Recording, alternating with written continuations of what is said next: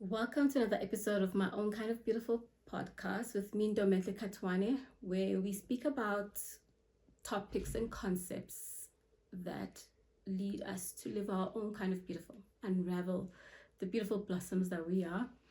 And obviously, the context or the pretext is the understanding that we are spiritual beings having physical experiences. And so, a big topic to understand, and in terms of why we are here and to live a better life, better quality of life, is understanding the concepts of trauma, healing, and a lot of experts are speaking about this, whether it's coaches, psychologists, psychiatrists, neurologists. We're all speaking about the need to heal, and we are speaking about it mainly from the perspective of mental health.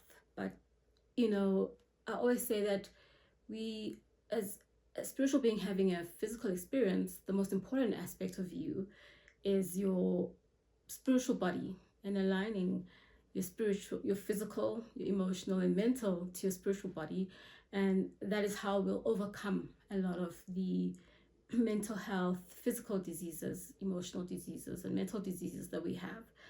And so, my understanding of trauma is that we all have trauma, and we are all here to experience and to be triggered into more trauma. Trauma is basically pain, and pain and trauma are catalysts for us to revert to healing, to align to our original self. Healing, the idea of healing on its own means that you are trying to revert to the original. You're trying to revert to the state of perfection, so to speak. So even when you speak about healing your physical body, if you've had disease or you've broken yourself, injured yourself, you want to revert to the perfect state, the state that does not have pain. And from a healing, trauma, mental, emotional perspective, that means reverting to our original state, which is love, spirit, God. I am an expression of God through my soul. My soul incarnates in this body as a spark of God, here to experience and grow in love. Each and every one of us are responsible for the whole energy body that is God, which is eternal, to learn and grow more in love. So you're part of this big, big organism that is God, and you are here expanding your understanding the idea of love. So every experience that you go through, you will have to revert and bring understanding of love or a lens of love to it eventually, in order for you to contribute to the growing of this body that is God. And so that is the purpose of being, whether you understand from being here on this earth or being as the eternal being that you are. And so I understand that we have 4 ways in which we get trauma or we inherit pain in order for us to grow in love. The first one is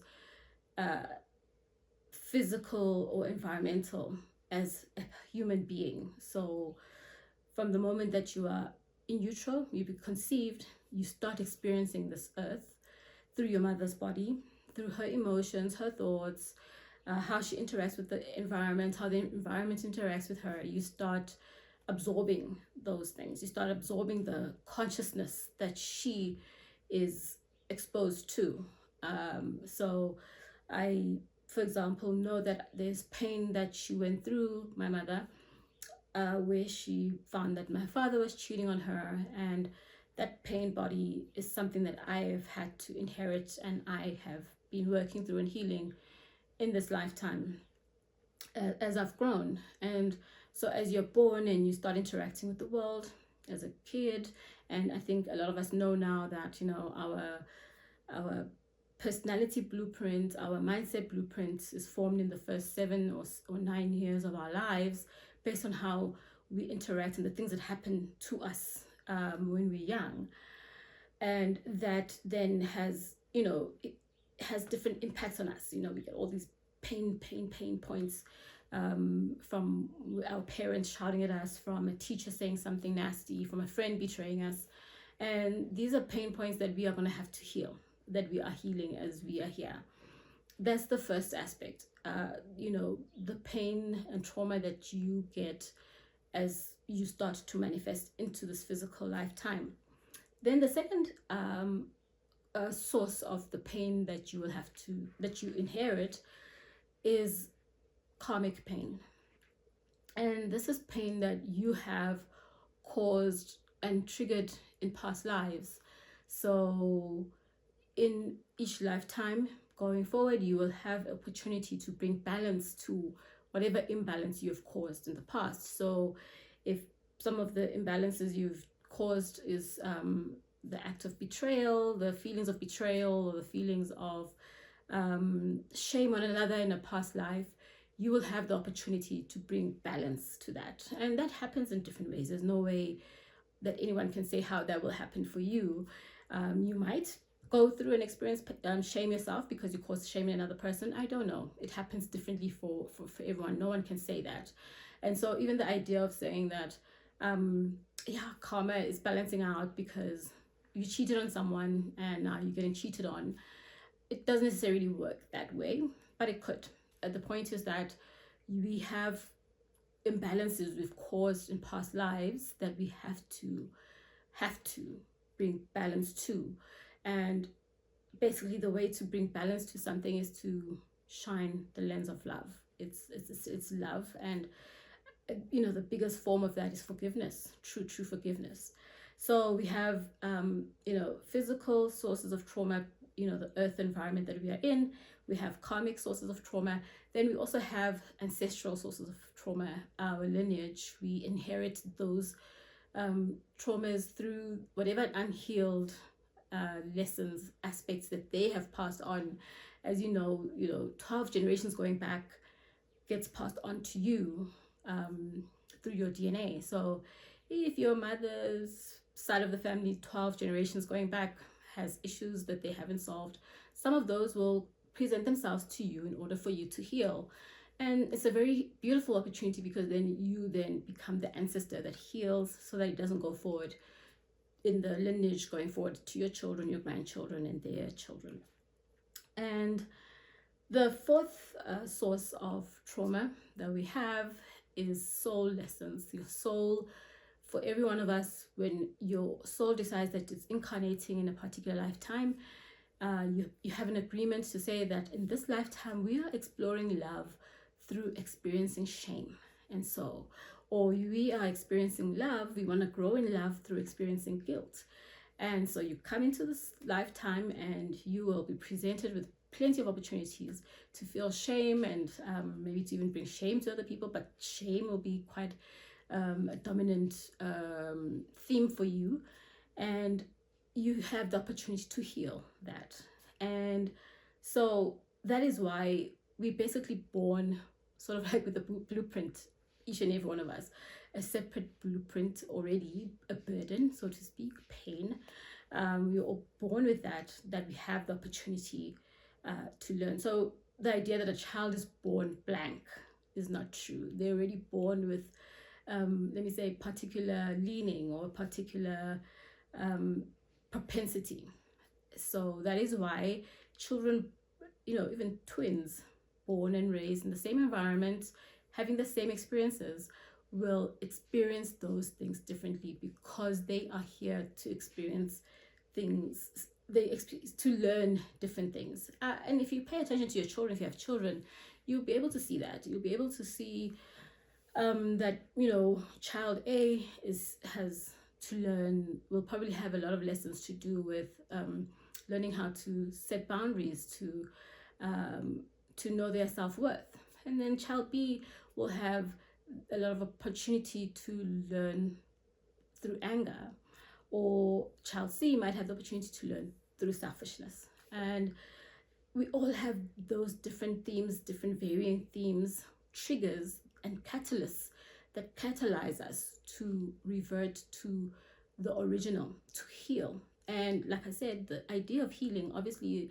is returning to the perfection, and the perfection we speak about here is the perfection that is God, which is love. So we are on a journey to learn and unlearn and heal all aspects that are not love, so that we become conditional love, that is God. And you see that beautifully in elders.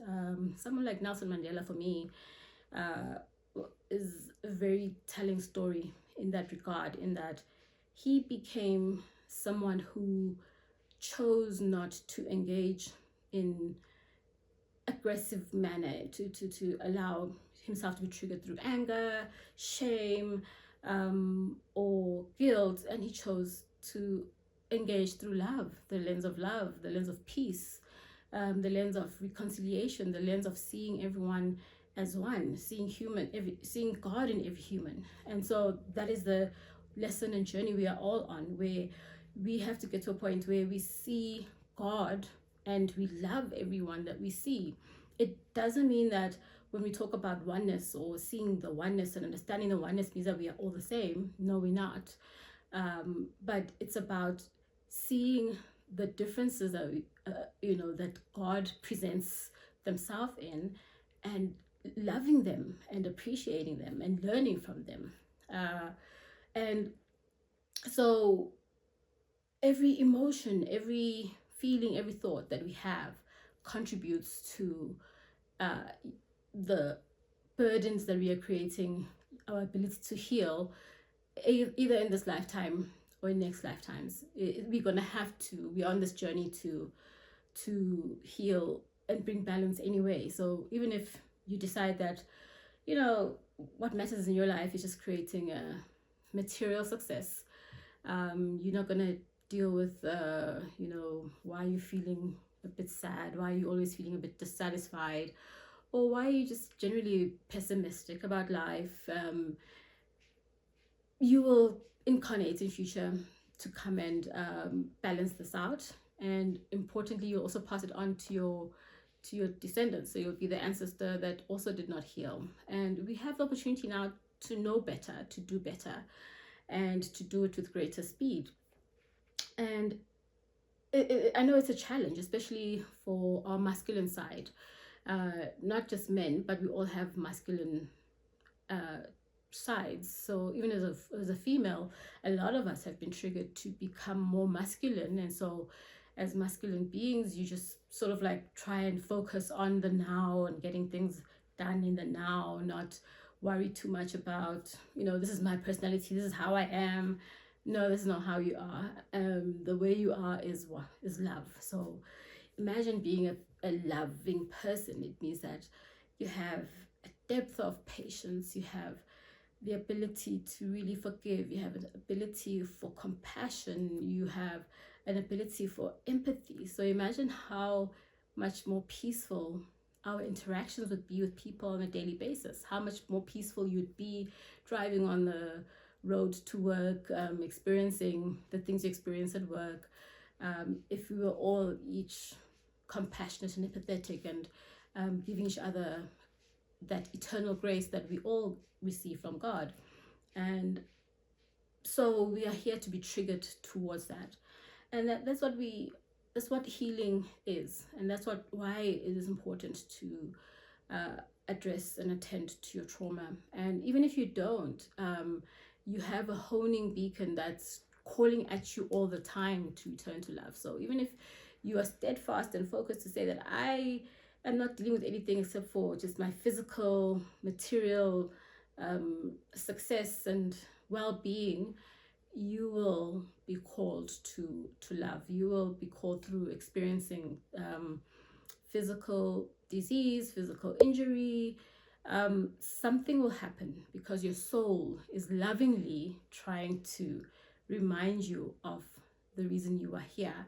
And also, I think another aspect that's important for us to know is that as a group of people, we are constantly contributing to group consciousness. And so I remember my first experience of really understanding group consciousness was driving from Mozambique into South Africa. And I could literally feel on my energy body the difference in frequency in South Africa and Mozambique. And it was very interesting because, as a South African, might view Mozambique, it's a beautiful place, but generally, um, physically, there's more poverty there. There's more um, physical lack than we have in South Africa. But we actually, I found that their consciousness is more loving as compared to South Africa. South Africa felt a bit more tense for me. And so I understood that every single person in South Africa, the angst that we have, whether it's the load shedding maybe that was causing us to always be on edge, whatever issues that are always triggering us, we all contribute to this consciousness that is South Africa. And then we all contribute to the consciousness that is the earth. And right now, the consciousness that we've created as human beings is one that is not of peace. It's very anti-love. That's why there's so many wars. That's why there's so much strife. Because we are focused so much on, we don't view love from life or our experience from a perspective of love. And so we've created a very unloving world and a very hurtful world. And so we each need to heal and contribute to being more loving. So even if the only thing you ever did in life was to just be loving, be peaceful, see joy in everything that you do, like a baby has more propensity for bliss than an adult does, because they're still more connected to their soul. Even if that's all you ever did, you will have had a more successful life than someone who got all types of awards, material success. And I know this is a judgmental thing that I'm saying, but yeah, we are on earth using earth language. But how the divine sees us is through the love that we have lived. And so if you have lived love and had beautiful loving thoughts and seen and spread more love, you are brighter, you shine brighter, your legacy is brighter than someone who has focused on just taking from other people and creating division in the world and profiting from that division. You will have a much better legacy, understanding that you are an eternal being. This life, it's very short, very, very short stop on your long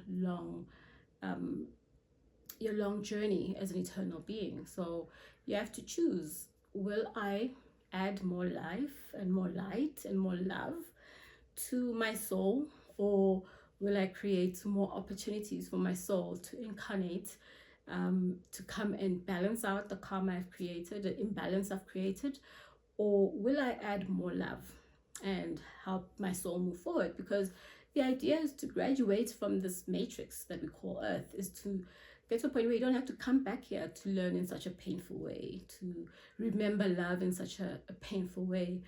You want to graduate from that, and it's part of your responsibility, whether you are aware of it now or you'll become aware of it when you transition and you look back at the life that you have lived. I hope that I've tried to sort of distill and simplify the understanding of healing and the importance that we are working, all of us, to heal towards going back to the unconditional love that we are, to see and experience life from a lens of love instead of a lens of fear, and that we are then able to make the choices differently. So we choose to heal and we choose to let go of those emotions. We work through our shame, we work through our fears, we work through our guilt, we work through our anger, our selfishness, our propensity to judge, and we become more peaceful, more compassionate, more empathetic, more excited, inspired by life and love. If you have any more questions around understanding healing and how you can catalyze your healing journey, you can contact me via the socials or even below this video. Happy healing!